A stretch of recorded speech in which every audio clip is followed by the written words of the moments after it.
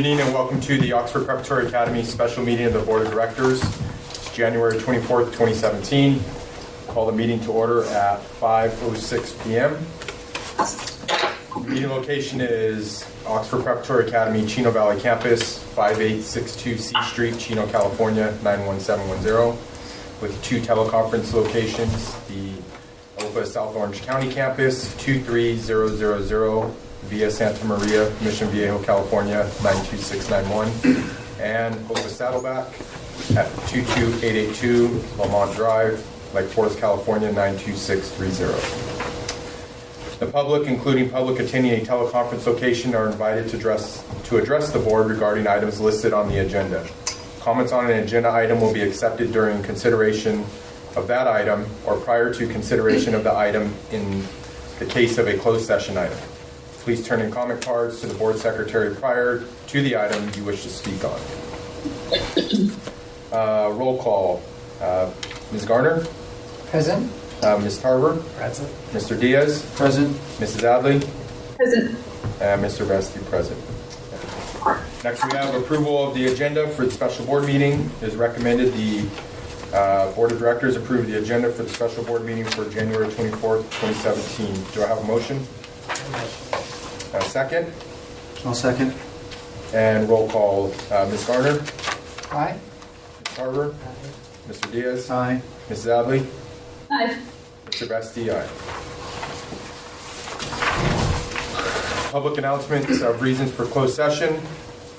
We have conference with legal counsel, anticipated litigation, Government Code Section 54956.9, subsection D, subsection 2, 6 matters, and 1 matter with conference with legal counsel, anticipated litigation, Government Code Section 54956.9, subsection D, subsection 4. Public comments on closed session items. Remarks for closed session items shall be limited to no more than 3 minutes. Please turn your comment card to the board secretary prior to this agenda item. Do we have any comment cards? There are no comment cards. At this time, we will be going into closed session at 5:09 p.m. All right, good evening. We're back in open session at 7:17 p.m. There is no public report for action taken in closed session. Next, items for information. We're going to have a presentation by Andrew Crow for School Services of California. What you have in your packet is a contract with School Services of California under the change of the transition. We had reached out to the FCMAT team to provide services to us, any financial support they can provide to us. FCMAT, Debbie Deal, who is the head of FCMAT, who did our FCMAT report, stated that FCMAT cannot provide those services to us because it would be a conflict of interest in case there's any investigations. They recommended School Services of California. They are a state firm to provide fiduciary support to us going forward. You can see in the contract what we get for this base contract. We get use their website, use their services. If you look at item B, so the option of receiving information from their website. C, they will give us analysis of all major school finance and fiscal legislation so that we can be up to date. In D, you see some of the items that we can go above and beyond and get through them and pay for, including a fiscal health analysis and in-depth budget review. So these are definitely great services. And on the second page, the cost for this would be $2,940 for the year. So this is below the limit that we need board approval, but we wanted you to be aware that we'll be entering into this contract to get services. And then if at some point we do go above $10,000 in terms of asking for ad hoc services, that would come to the board. But we're very excited to potentially be partnering with them. Are you allowed to ask questions? Yeah. Okay. Right. So my question is because it's a lot of the stuff just based off of a lot of the CSDC, CCSA, CDE. I mean, we get all of that information, and it looks like this is just duplicate here. So, I mean, is it really important training for us to go out with another person that's going to give us exact things that we have access to on a daily basis? Well, when we've been talking to people, the difference between this organization, CCSA or CSDC, is they're not affiliated with charter schools. So there's no basis to where the charter schools. They're a more neutral organization. So when we're been advised to contract with their services, it's they hold a little bit more weight in terms of CCSA, who is kind of just on charter school sides. Yeah. I'd like to know a little bit more about that last comment that you made. It carries a little bit more weight. What do you mean by that? It means that when we've talked to different authorizers, talked to people, the comment has been, are you using FICMAT for help? Are you touching with FICMAT? We can't, and so FICMAT has recommended to us this organization. So it's probably a good show of faith that we do use them in terms of helping us with our finances, and for them to be a third-party neutral person who can provide some services with the financial aspect of it. What kind of services can they provide that will actually help us, I think, at the state level, you know, if we do go forward with our appeal? What kind of services can they provide that that will get us what we're looking for as far as credibility? What would we be looking to them for? So you can see a little bit more stuff in there, but for them, it's more of a review of all of our policies and procedures, being able to ensure that we are in compliance with everything that's needed. And again, we do get some of that from our current legal representation, but this is somebody who is not, you know, affiliated with us in the sense of our legal representation or a charter school organization. So it's just a third-party person who kind of verifies that what we're talking about in our academic, our governance recovery plan, that we're actually doing and are kind of holding ourselves to. And can they look at our internal controls and determine if we have... Yeah. Because I would think that would be one of the biggest things going forward. That'll be an additional piece to it, but since this will make us members with the organization, then we can ask for those services. And are they going to charge us an hourly, or is there a set fee depending on what services we request? There is an hourly based on the service that request. Do you know what the hourly amount is? It's not stated, so it's on the... $245 per... Oh, no, that's a different one. It's on the second page.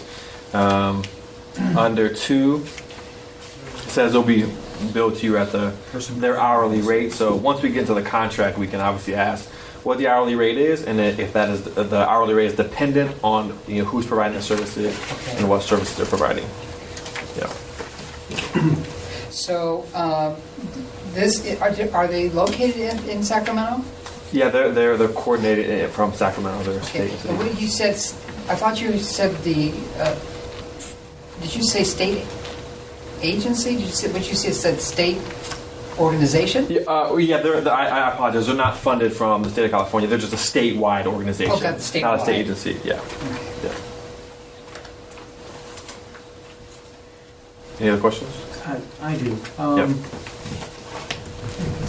The $3,000 a year. Yes, sir. That's just a membership fee that gives us access to stuff that we don't really need that's duplicate, and anything beyond that would be the Hourly rate. contracted hourly rate. We can't do one without the other. Correct. Yeah, you can't just kind of choose services. You have to be a member first in order to receive their services. There were some of the services that seemed, interesting. Analysis of expenditure issues and legislation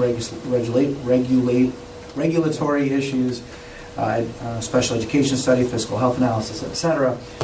A lot of that seems to be available through in the other company that you guys are going to be talking about shortly. That is just that's a separate review. That's just for one school for PCSGP. So that would just be for one school site, not organizational wide. And this company doesn't offer. This company does offer that, and when we get to them, I can explain why we would want to maybe go with School Services of California as opposed to CSDC. Okay. Yeah. That's where I was going. Yeah. Oh, so they would do the same thing as for the grant? No. So the first piece of information you have is for the organization School Services. Right. The second piece is just a requirement for us receiving the PCSGP money for Saddleback. 10%. Yeah. I understand. Okay, so yes, CSDC could and would provide some of the same services as School Service in California, but it would also be a contract. It would be roughly the same thing that we're doing with School Service in California. And is this the only company that FICMAT recommended? There's just so much more power in saying that FICMAT looked at everything, and because that's what we constantly hear. Yeah. But I guess my question is, and I don't know if you know the answer to this, but since they were recommended by FICMAT, are they recognized then at the state level with the State Board of Education with that same level of respect? They do handle statewide presentations. They partner with the FICMAT to do different workshops for authorizers for charter agencies. So I can't speak to the scheme in which they're looked at, right, but I can say that they are affiliated with FICMAT. They do presentations with FICMAT, and they're pretty prominent in the state of California. Do you know how many charters they have worked with in the past? I don't. So we could Could you basically. find it? Good. Okay. Can you guys hear me? Yes, ma'am. No, you can. I think I lost some of the conversation because I was trying to chime in with a question, but I have a couple of questions, and I think some of them may already have been answered. So I'm assuming that because FICMAT recommended them, we did not pursue or look at any other quotes or any other entities that would perform this service either, right? The next component is another organization that would provide the same services. Okay. And I think we may have already touched on this, but of the existing, say, charter impact or of the existing services that we are receiving from other entities, is that something we can leverage to get this service, or do we need, and I know these are not big dollars, but I'm just trying to leverage where there would not be any duplicity in any of the activities that or the services that were being provided. By definition, we kind of duplicate services between the CCSA membership, between CSDC membership, between Charter Impact, and also our legal counsel. So there's always going to be some overlap, but this would just provide some specific just for fiscal budget services. And I know the Charter Impact does provide some of that, but this is just an option for an outside entity that does it. But so is this more for optics then? No, it's not for optics. I mean, that it certainly is going to help the optics. We are partnering with who FICMAT recommended, but it's also the supports will actually be valuable, and we would be presenting this if we didn't feel like it would be a help to the organization. Thank you. But we are going to have to pay for the services that we are really looking for going forward to Correct. the state. Additional services, yeah, could potentially be have to pay for. So if maybe we can get, it'd be nice to see an hourly rate, an estimate of, well, typically in your type of situation, you're looking at these two people for a total of 30 some odd hour, whatever the number turns out to be. So you're looking at approximately that number, because those are the services that we really want. Yeah, of course. Yeah, and just one other thing is, and my concern is that at face value, this doesn't seem like a lot, but it can add up very quickly once we start talking about hourly rates. Absolutely. Any other questions? The other thing is that in addition to the hourly rate, I would like to have an idea going back to them, the services that we think we would be looking for and what the hours, estimated hours would be, so that we could actually cost this out. Yeah, I will search around for all the entities that would, if they would provide us that, and if they would, to get it from them. So the second piece you have for information is from the Charter Schools Development Center. A requirement of getting the PCSGP money, that a startup grant, is that you have an external review, and the Charter Schools Development Center is who the organization has used for their previous PCSGP external reviews. So what you have in front of you is a quote from the Charter Schools Development Center in terms of providing the services. And again, you have a cost estimate on the second page at between $7,000 and $8,000. They do not give a final estimate. So in the latest information I received from them, anything over $7,500, they would ask for approval. So 7,500 is their cap, but we would need this review. We have to have this review in order to continue to receive that funding. So CSDC, their executive director is Eric Premack, who is familiar with our organization. This could be a very beneficial. This will be a very beneficial review when they see how fantastic Saddleback is going, and then being able to know that the organizational health is strong with us. And I've used them for both of mine in the past, so the amount is very reasonable and it is very in-depth, so it is worth the cost of paper, because you have to get it, because it's the last 10% is like, what, it's $57,000 you'll be receiving, and this is the end So of the it. trade-off is The trade-off, yeah, net gain. So, Yep. and if you didn't do it, then you would lose that 10% of that funding. And they seem to do a more in-depth version of what we might be looking to have the other people do. They just don't have the same optics, or do No, they have? well, the optics? this is just related to the Saddleback Valley campus. This will not be Organization-wide. right. They'll touch on organizational pieces, of course, because of that, but it's not an in-depth look at what was going on Do they organizationally. offer that service? They do. They do. Yeah. Again, at additional cost, that would be, another contract to be entered into. So if you like the information on the CSDC piece, knowing that's not the FICMAT approved one, we can definitely get it, and we'll see if they do. Will give us a breakdown of what they think would services cost that would be. And they're still highly respected. Oh, for sure. Yeah, we are. Still highly respected. Yeah. State, they were closer to the state and everything else, legislation.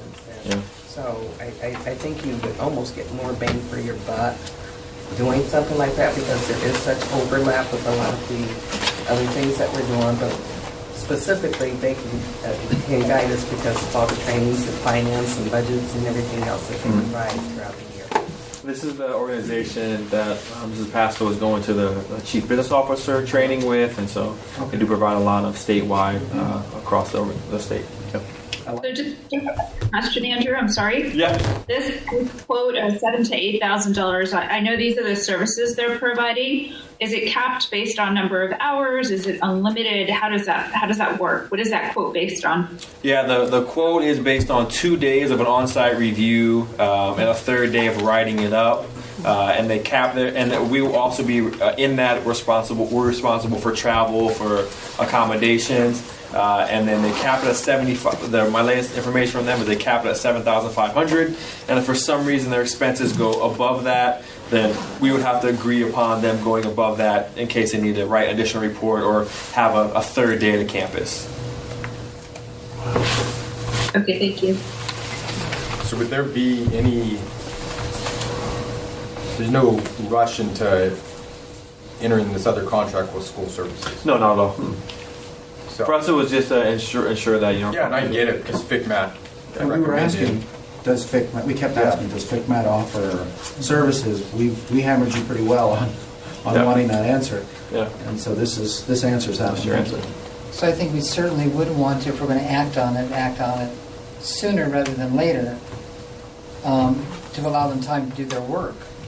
Well, we can definitely get more information and more, in terms of we can do a breakdown of what they provide that's not already provided by someone with whom we have a contract, and then we can get other quotes as well. But just knowing that I just like you said, act sooner rather than later. Right. So the same estimate of time based on the services that we need that we're asking from this group, and we can see that same comparison from this group, as at least in terms of their write-up.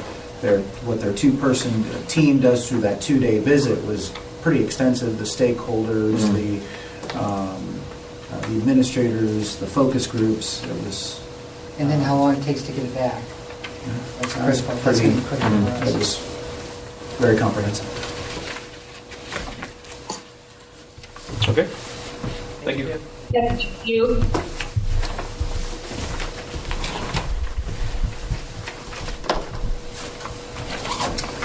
All right, items scheduled for discussion and action. Approval of, number one, approval of student freedom of speech expression policy.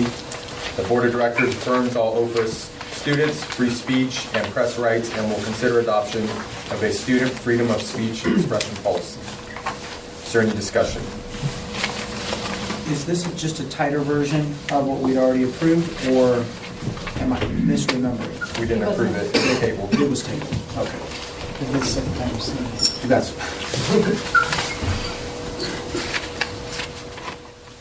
Any discussion? I do have a motion to approve the student freedom of speech expression policy. I so move. Second, I'll second. and roll call, Mrs. Gardner, Aye. Ms. Tarver, Mr. Diaz, Aye. Ms. Zadley, Aye. and Mr. Bestie, aye. Next up, approval of employment agreement for the interim executive director. Denise Pasco was named the interim executive director of OPA on December 6, 2016, while the board actively searches for a permanent executive director replacement. The board of directors will consider approving an employment agreement with Denise Pasco while she serves as the interim executive director. And discussion on this. I have a couple of questions. This is all new to me, and I understand this is pretty standard. But the question deals with item 2 on page 2. It reads, except as limited in section 5 herein, nothing herein shall preclude the interim executive director from receiving additional compensation from or as a result of activities on behalf of OPA for its other charter schools. And I would presume that's because the way that we prorate from the different campuses, that would have to be in there, correct? Here's my question then. Or any affiliates of OPA. What does that refer to? Any affiliates of OPA? I don't think there's any specific purpose. However, this agreement could not be interpreted in a way that's contrary to your conflict of interest codes, to your bylaws, or to the expense reimbursement policies that you have. So to the extent that there was any restriction on an executive receiving compensation or working for an affiliate, they wouldn't be allowed to do so if it was contrary to your other policies. See, and this raises a red flag only because of... Headline. Yes, and the contract that was with our previous executive director, that was the same language that was in there. And of course, when we see the FICMAT report, we see the word affiliate. And so when I saw this, that's why I want to make sure that we're very clear. Yeah, and I would suggest, because I can't think of an express reason why we'd have to have it, so I would suggest that we could take it out, or you could add something saying, so long as it's approved in advance by the OPA board, or something like that, so we could still approve the agreement just with an amendment to make this provision clear, to avoid any perception that it could be used in a way that would be improper. See, and I'm fine up to schools, period.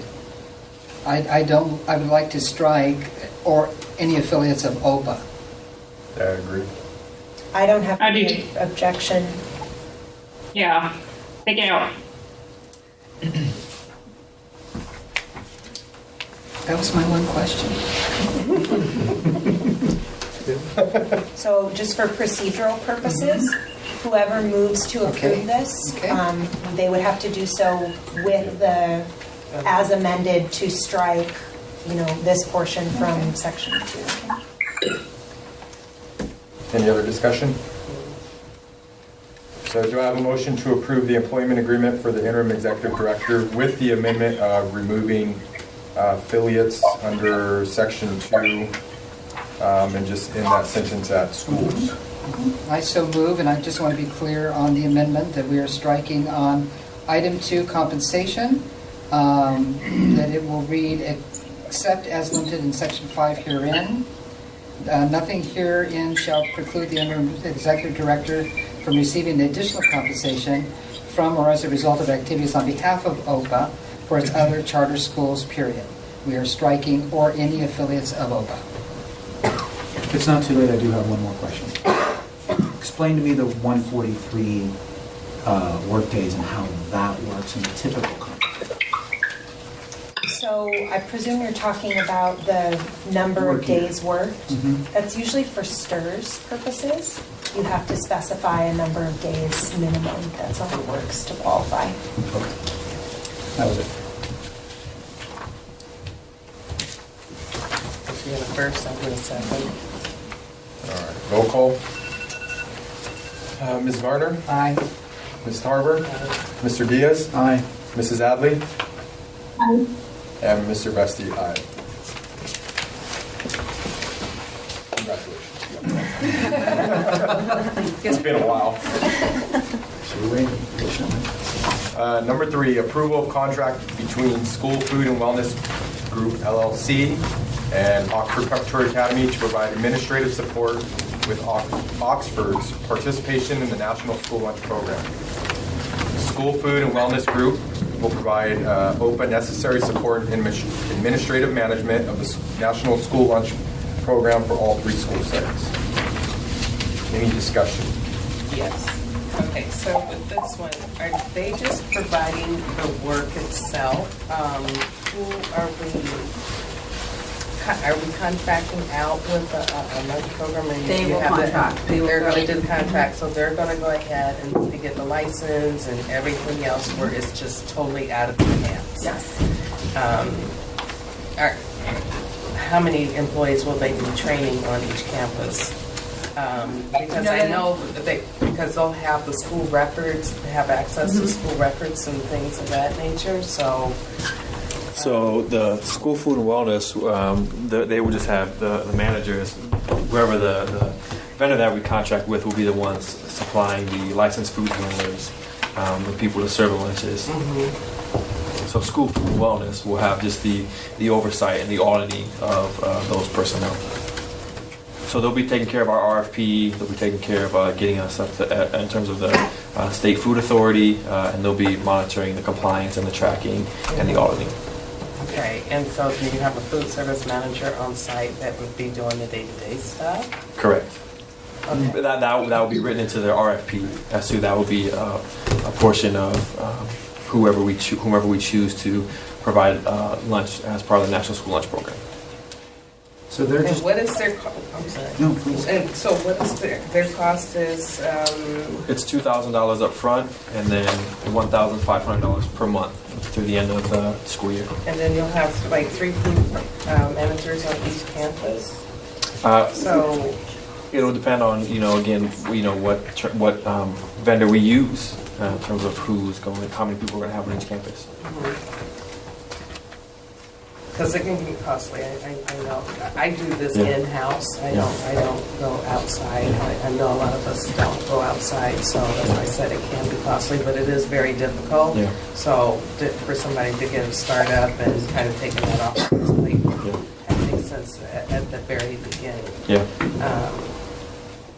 So, So for us, the crucial part is the setting up of the application. especially with the state, because it's very intense. Correct. So they are a CD. They work with CD. They work with CCSA. So and we can cancel the contract anytime. But ideally, we'd be able to hire someone in house who can control this and control the compliance and look at the applications, et cetera, et cetera. Okay. We just don't have the This is manpower at just this point. Basically, this is Yeah. for the startup, and Yeah. this will start and for the new school year. Yeah. So their contract will be as effective as February 1st, I believe it is, and then that way we'll be up and running with the lunch program for the 2017-18 school year. Okay.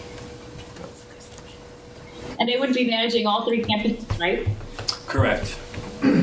Correct. The one cost is for all 3 campuses. Correct. For the whole organization. Yes. How many students do we have on each campus? We're at about 20 in terms of who qualify for the lunch program. About 25% here, and 11% at the Orange County campuses who qualify for free reduced lunch. And physically, because I'm not aware of this, how does this look when you roll it out? How does it look on a day-to-day basis with the kids?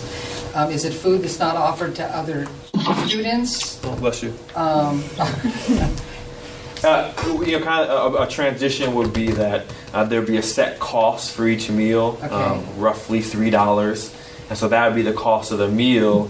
And so there could be one or two meals options for that day, and then the free reduced lunch kids would come through, and you're tracking them, and we get we get reimbursed for those meals, and then for students who aren't on a free and reduced lunch plan, they can purchase those Okay. meals at that cost. So they don't stand out. In other words, No, they no, don't no, stand out. No, it's a, that's a bit, yeah, it's a So single. they can't discriminate, don't have cards or anything like that. You Okay. can Yeah. set it Okay. up for collecting the notes and so forth. So, Yep. yeah. So I know where this all came about because of the, as part of the process of getting, offering free and reduced lunch. Are they the best service? Are they the only service that offers it? Because I know eventually we could bring it in-house, but Well, so Is the cost compared? they will not be the ones providing the lunch. There's going to be ones who starting up. So we got, again, this was not open to an RFP because of the cost, but we did contact with 3 consultants who would help us with this.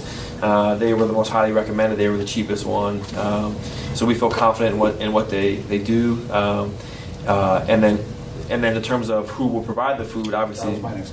we have Viva, who we love working with, and they have an option to do the RFP, of course. And then there are other entities too who we have to open up publicly, and then we'll have to go through that process, and they will support that process, and you'll obviously be the final decision makers.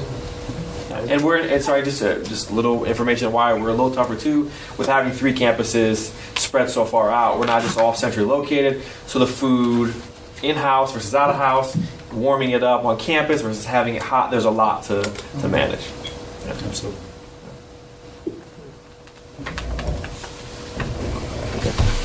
Another company else that does this service. Is this a full-time job? Because if we're talking about a full-time, I'm just thinking longevity of this, right? This is a lot cheaper than having a full-time person on here, right? Correct. Correct. Yeah. So I'm just throwing it out there, but and moving forward, we could see how much of a time commitment it is, because that could be rolled up into somebody else's job description. But for now, yeah, it's definitely much cheaper than hiring somebody who has a skill set to do this. Actually, just because of the fact that it's getting a startup and they don't have the capacity to help to do it, it makes sense for a startup. But after that, it is something that they can do in-house. okay. And it becomes Thank you. cheaper. Okay, thank you.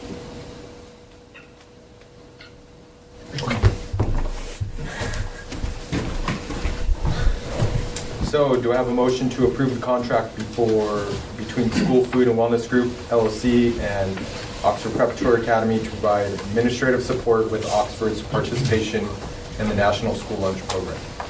I'll make the motion. Second, I'll second. and roll call, Ms. Garner, Aye. Ms. Tarver, Aye. Mr. Diaz, Aye. Mrs. Adley, Aye. and Mr. Vesti, aye. Number 4, approval of contract with Elite Modular Incorporated and Oxford Preparatory Academy for modular buildings to be placed at the South Orange County school site. Elite Modular will provide a 36-foot by 40-foot and a 12-foot by 40-foot modular buildings on the SOC campus for the annual rent of $44,000. Any discussion? So that's the band room at this point and the restroom. Important. Yes. Can you bring me up to speed? Is this, I assume, this will be the first time I've seen a module facility contract. Is the leasing of it normal? Is the numbers, is the, everything that, So we had multiple bids on these, Okay. and then we went with recommendations as well as cost. and we're renting these as well? Or we're leasing these as well? Uh-huh. So it's just a normal process? It is. Is this an addition to lease, or is it just to continue the lease of this existing? These are for the new ones on the SOC campus. Oh, got it. Thank you. Uh-huh.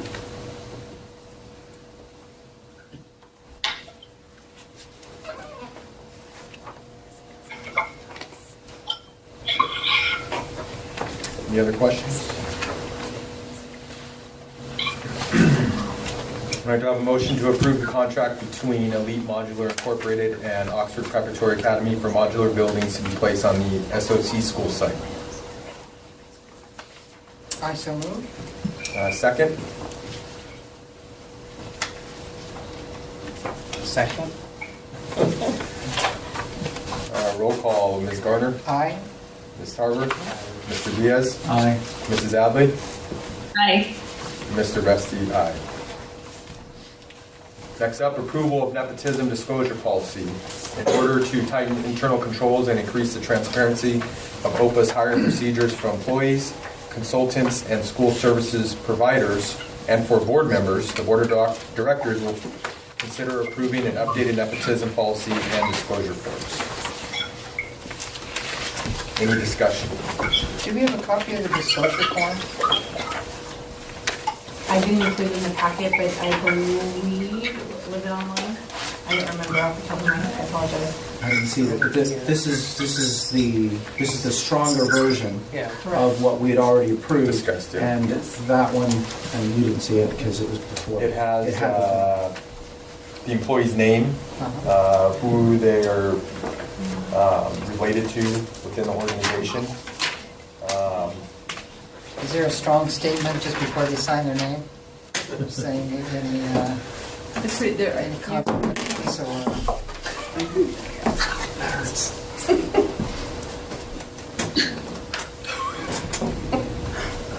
And what happens if they're in violation of this? Is there anything written in here that shows the consequences if they don't disclose? We talked about that. I think it's just termination from what I read earlier. Yeah, so Yeah. that's in the policy that you approve, it's termination. it's on the last paragraph. Yeah. Got it. And we don't, but we don't have to have it here for, Emphasis. yeah, No, but we could add it. I think that'd be wonderful. Okay. I would,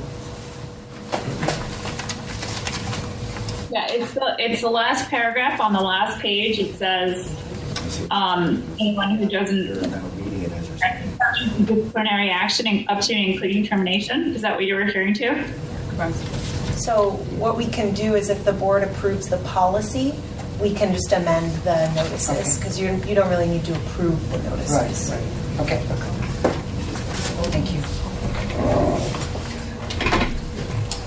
So do we want to go forward with, so we already have all of our employees who have filled out their forms on all 3 campuses without the language. Do we want to go ahead and have them, Yeah, I think they would all need to reread it, so they're put on notice that, Reread it, but I don't think re-sign them. no, they need to do it with the date after the approval. Because that means they read that, the new, the update, the stronger.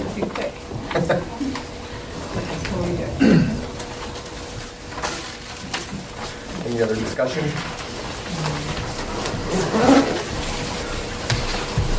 So we can just approve the policy as is, correct? Right. You don't have to worry about the disclosure? No. All right. Do you have a motion to approve the nepotism policy? I'll make a motion. A second? I'll second. Roll call, Ms. Harder? Ms. Garner? Aye. Mr. Diaz? Aye. Mrs. Adley?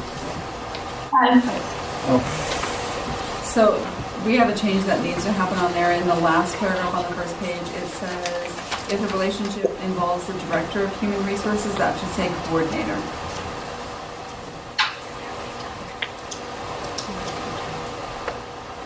We'll make a universal change. Okay. Okay.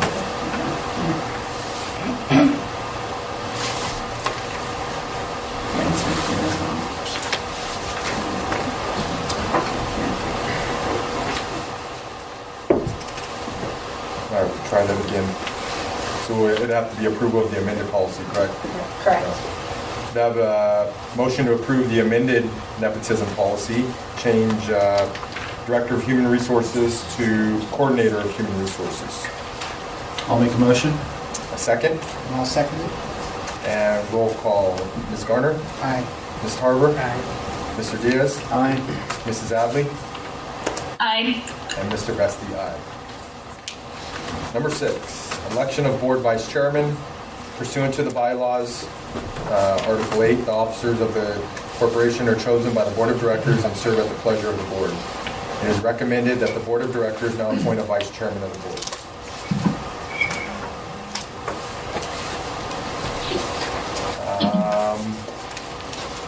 Recommended, or does anyone want to make a motion? I'll make a motion for, I'll make- oh, go ahead.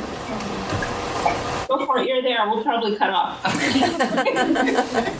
I'll make a motion to nominate Ms. Sandra Gardner as the vice chair. And second? And roll call, Ms. Gardner, you can't vote on yourself, so Ms. Tarver? Aye. She can vote on herself. Yes, I can. Okay, Ms. Gardner? Yes. Mr. Diaz? Aye. Hi, I didn't hear you. Mrs. Adley? Aye. And Mr. Vesti, aye. Congratulations. Well, maybe. And she gets a plaque now too. All right, do I get my name now? Yes. Okay. You're official. And just to let you guys know, this board study session we just had this past Sunday, it was a huge shout out to Sandra and Jennifer for putting it together.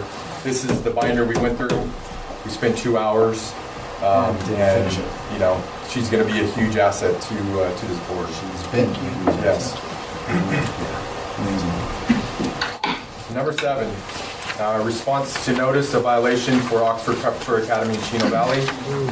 On January 10th, 2017, Oxford Prep received a letter in reference to notice of violation from the Chino Valley Unified School District regarding Oxford Prep Chino Valley.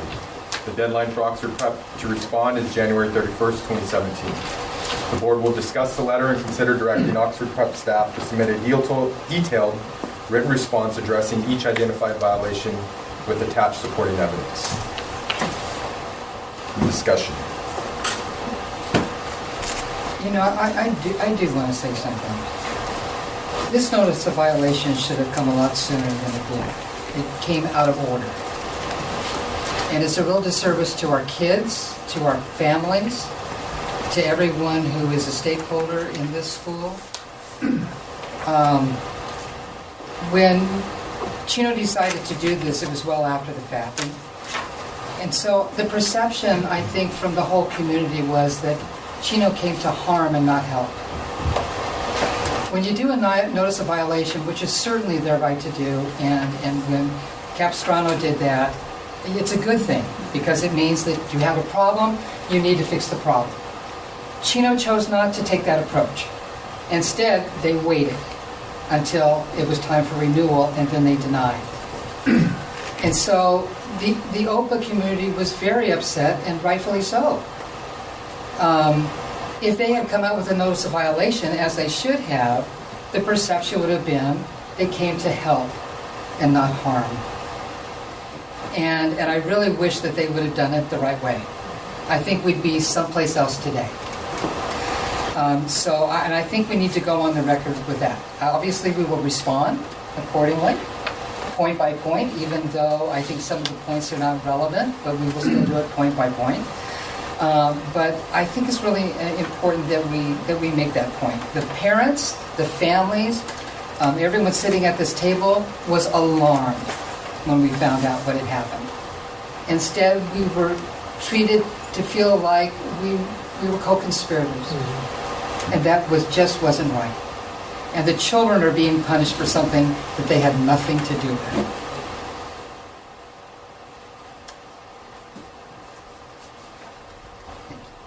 I yield my time. Any other discussion? Yeah. So it is recommended that we direct staff to submit a detailed written response to the letter in reference to the notice of violation for Oxford Preparatory Academy, Chino Valley, addressing each identified violation with attached supporting evidence. Do I have a motion? Second? I'll second. And roll call. Ms. Garner? Aye. Ms. Tarver? Aye. Mr. Diaz? Aye. Mrs. Adley? Aye. And Mr. Vesti, aye. Next up, approved submission of Oxford Preparatory Academy Chino Valley Charter Renewal Appeal to the California State Board of Education. In accordance with the State of California Charter School Law and pursuant to 5 CCR 11966.5 subsection D and 11966.6, Oxford Preparatory Academy will appeal the charter renewal denial for Oxford Prep Chino Valley to the California State Board of Education. Discussion. So the date that it has to be in Sacramento is February 1st. February 1st. And how are we going to deliver it? Or is something, because I would feel like it would, somebody probably needs to hand deliver it and get receipt opposed to shipping it up. We're not shipping it. So we have legal counsel, we have YMC who will be representing us at the state, and they will be delivering it. Okay. And I've already confirmed this, but I just want to go on record that the county needs to send a letter in order for us to do this, and they have already sent their letter, right?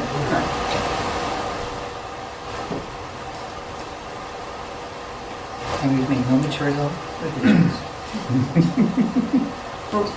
Charter Impact right now is cleaning up the budget, Uh-huh. and that's the only thing. And so, are we allowed to send with it anything that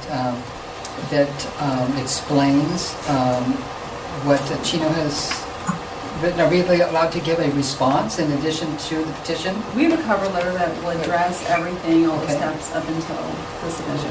How long is that letter? How long will it be? Its own binder. Maybe 6-7 pages. It'll be somewhat similar to the response to Capo. Okay. I think so. What you're referring to is a response to their findings. Yep. That's a longer document. That's Uh-huh. about 21 pages. Okay. And Denise is referring to a cover letter that documents additional changes, but the response to Chino Valley, we already submitted to the county, so it has to be the same document. That'll be Right. the same, but there will be an additional letter that will talk about the changes since then. Can you guys send us a copy of Yeah. that prior? Prior to, so that Okay. we can take a look at it, just like what we did when we was at As the soon as we Capitol. have it ready. Okay. But you said it's the same Chino response. So what the state what Chino required was one binder, but the county requires is 3 binders, and then the state will require those 3 binders exactly the same, plus 2 additional binders. What kinds of things are in those 2 additional binders? More information on changes, more things that are specific to the state, information about our school, additional letters of support if we would like to include that.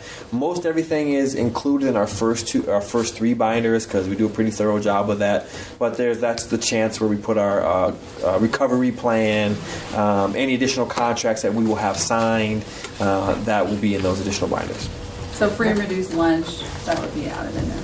And these policies that we've been shoring up for the last few months. And they're listed. The recovery plan is ongoing. You said you're making changes on the budgets? That you We're not making changes, we're cleaning it up. Okay, so you're sure that's not a material revision? Okay. So, since we're talking about the state appeal, can you kind of outline to us what we're looking at as far as timeline? We submit February 1st, and then the second week of April, there's the advisory on charter schools. There's a commission, and there'll be a public hearing. So there'll be a public hearing in the second week of April, followed by the actual decision. This is the tentative timeline, followed by the actual decision at the May board meeting. It's a 2-day board meeting, May 10th and 11th, but most times the first day is more informational. So we're mostly looking at May 11th would be the day that we get to vote. So the advisory on charter schools, they vote. I believe it's 6 members. So we receive the results of their votes, and also the state board, who is 9 members, 10 members, 9 members. They vote as well. So they both give their input. So, the hearing, talk to me a little bit about the hearing. Who actually sits over the hearing and receives the information?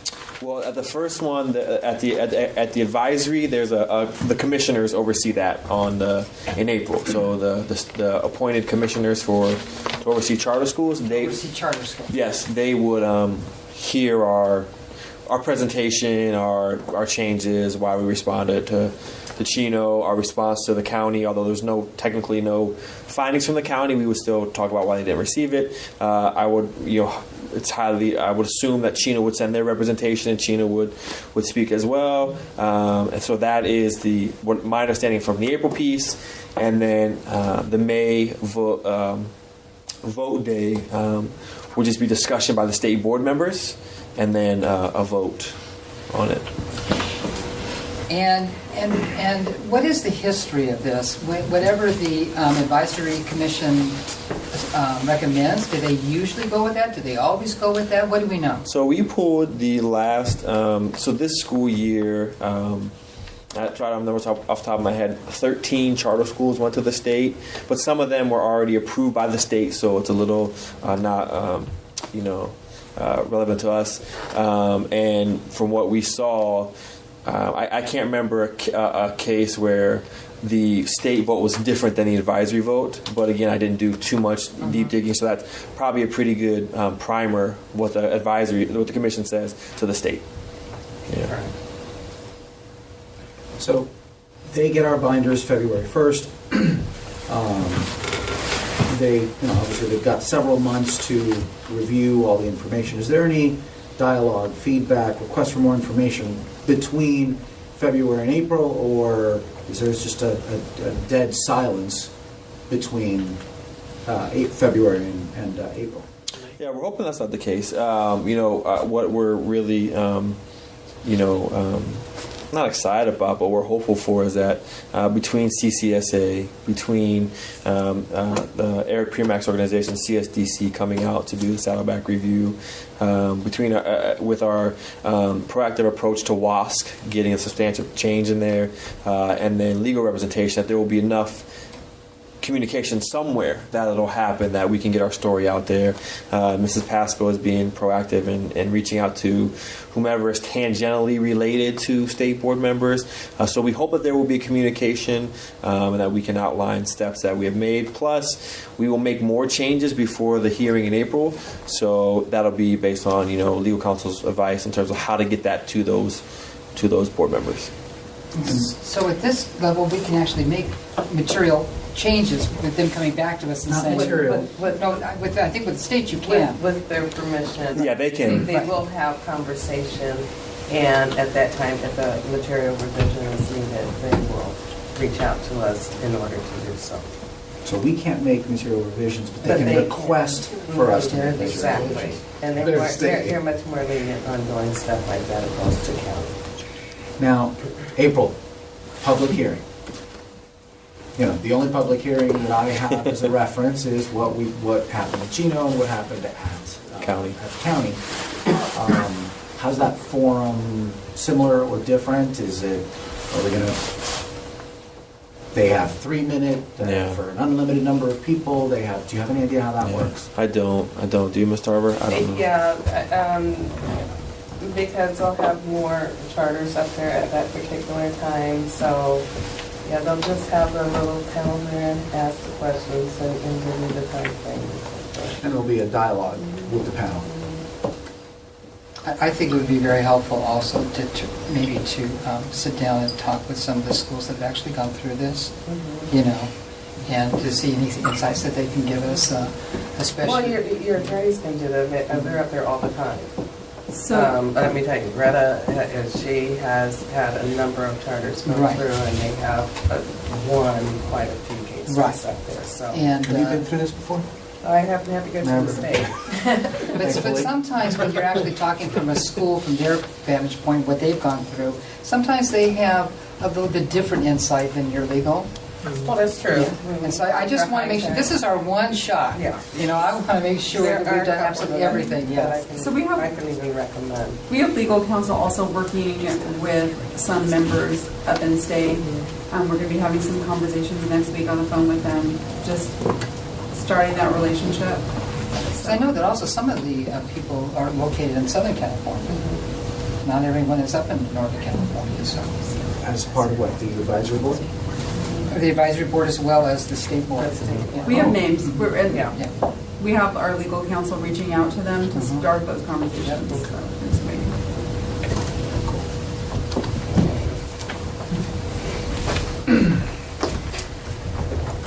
All right, so do I have a motion to approve the submission of the Oxford Preparatory Academy Chino Valley Charter Renewal Appeal to the California State Board of Education? Motion? Second, I'll second. and roll call, Ms. Tarver, Aye. Ms. Garner, Aye. Mr. Diaz, Aye. Mrs. Adley, Aye. Mr. Vesti, aye. Next up, business expense reimbursement policy. OPA is obligated to safeguard and use charter school money only for appropriate purposes and consistent with the law. The law prohibits the donation of public funds, but allows actual, appropriate, and necessary business expenditure. This policy applies to all OPA directors and employees for the reimbursement of actual and necessary expenses incurred in the performance of their official duties on behalf of OPA, and is intended to strengthen OPA's institutional internal financial controls, checks, and balances. Discussion. I have a few points that I'd like to bring up. I think it's really important for everyone to know that we're looking at all of our policies, we're changing them, we're updating them so that they are the best practice. You know, we want to be a shining light on the hill as to what a good charter and good governance looks like, and that's what our motivation is. So I do have some questions that I would like to ask. First of all, is all travel, must it be authorized and approved in advance by the requester's supervisor? In terms of what types of travel? So we have our site administrators who travel to sites. Right. So, I'm referring to like overnight travel. oh, and that all gets approved. So that all gets approved ahead of time. Ahead of time. Ahead of time. I don't see any language in here about, unless I overlooked it, about personal travel when somebody combines official with personal. Do we have any language like that? Can I give you a sample of what I'm talking about? Yeah. In cases where individuals combine school travel with personal travel, which we all do, I mean, it happens, the school will reimburse the individual only for the portion attributable to OPA business, so that we're very clear. This includes any cost that is attributed to a spouse, family member, or persons traveling with the employee. Would that be an okay provision to put in? I didn't see anything like that in there. I just want to make sure that we're really clear. And provide some flexibility that says, yeah, hey, you want to also, we're sending you here and you want to continue on, you do so at your expense. We cover the equivalent of here and back is what you're saying. That sounds fine. I can't think of a reason why that wouldn't be okay to add in. But I'm not familiar enough with the policy to know whether it's duplicative or overlapping. I'd like to table this one and have some legal go over some Okay. other details on here and then present it again. Well, again, I think, isn't this one, is it because I'm reading it again, or is it because we've already approved one? This is a stronger one. So we could strengthen this one. We can approve this one as is and do what we did again, and that is come We back. have one in place that was just approved on But this December is 11th. stronger than No, that. this one has some changes as to phones. So in item number 2, in the third paragraph under B, Part B employees. Mhm. So in the previous policy, an employee could either choose a business phone or their personal phone. And so after speaking with Greta, we're going to go ahead and revise that to be so they have a business phone, and if they decline that, then they're not going to be reimbursed for their personal phone. So the business phone is their only option if they want us to provide them a phone. And So that was changed in here. Yeah, and so I'm thinking that we can approve this one, just to make it a little bit stronger, unless it's not worth doing. And I don't then, think we have to do, because that's the only change right now. Mhm. I think we can wait, because that issue came up from a former employee, that's why. okay, so there's no immediate need. The next question that I have is regarding meal expenses and allotments. I know that they're only reimbursed up to the amount of receipts provided, but do we want to put a cap on it? I know some schools do put a cap on it, so to make sure that things do stay reasonable. Isn't So- that where they have the IRS, not to exceed Does the, the meal what is, allowance? so So whatever the IRS has. so that would standing, fluctuate with that as they change their rules? Just like the mileage and so forth. I think that's probably around $71 now, I think. Yeah. Okay. Okay, so it is specified somewhere else, because I know, it was like, Right. okay, up to X amount for breakfast, X amount for dinner. And when you add that all Okay. together, you get Was the total. seven, yeah. I think it's right around For me, it used to 71, be I believe. 75 where I was working. I'm going to come work with you too, okay? $4 extra. Oh, yeah, $4 extra, you just... Do we need a caveat at the end that explains that it's our policy to reimburse the staff member who's traveling for all reasonable and necessary school-related business expenses, but leave a caveat, any expenses that the school deems unreasonable or unnecessary to official school business will not be reimbursed? Do we need anything like that? I don't think you need it, because it's saying the same thing a different way, Okay. 6 in one, half a dozen the Okay. other, but we can add it. If we're already going to revise it, we could provide a red line with some additional. I think that would be good considering other discussions we've had and just to show that we're moving forward. Yeah, I just want everyone to understand that we understand that this is taxpayer money. And people work very hard for their money. And we want to make sure that we're being very good stewards. And so we're just trying to make sure that we've considered everything and that everyone understands where we're coming from. And never forget, it's ADA. It's 88. I think the last thing that I would like to see, and it comes back to what I said before, I like people understanding what they're signing, and so I would like some kind of certification at the end where they'd say something like, I certify that the above charges are true, just and were incurred for school-related business. No part of these expenditures have been or will be reimbursed by a third party, external organization, or individual. We certainly don't want anybody getting double payment. So I think this certification would be important. And the last thing is the form itself. I wasn't real impressed with the form. I thought it was way too simplistic. Charter impact, yeah. And so I would like to see us beef that up. I think always on, especially a travel expense report, you need to put down what the purpose of the trip was so that you actually have it there, so that you're not going back years later and saying, well, what was the purpose for that trip? It's right there on their documentation. So I would like to kind of beef up the report itself. Make sure that we truly understand everything that should be included on that. Well, that's under the description. But she's saying for No, the no, description no. of each But- expense, but she's yeah, saying the yeah, purpose. yeah. So See, one of the something- problems is that I know I'm used to filling out travel reports where it's a travel report or it's an expense reimbursement, and I kind of like that a lot better because I think it's a lot cleaner. When you start mixing it up like this, it's not as clean. But this charter impact, could we create our own form and submit it to them that this is what we want to use? We can modify their Okay, form. yeah. So I would like to see reimbursement be in one form for expenses, and then travel be another form, and then at that you put what the purpose of the trip is, and it's very clean. So I would like to take a look at some different models out there, and make sure that we really have the documentation that we need. So there's no question, no matter in 4 years if there's another board, they're not going to question this. They're going to know exactly. In fact, paperwork is very clear. Then speaking of models, does there need to be anything that says who's booking the flight?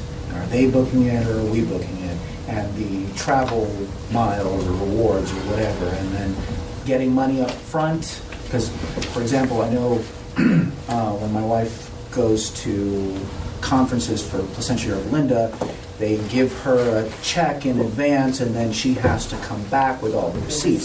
So there's not an out of the pocket, but then there's that exchange. Do any of those things need to be spelled out as to who does it? Because they book her flights, they book her hotel, she doesn't do anything. She doesn't come back and ask for that. The only thing that she has to worry about is the meals. And that's And the- pretty consistent with right here. Employees are not booking their own flights or their own hotels. So that's just a policy, that's just a procedure, it doesn't have to be a policy. Correct. Okay.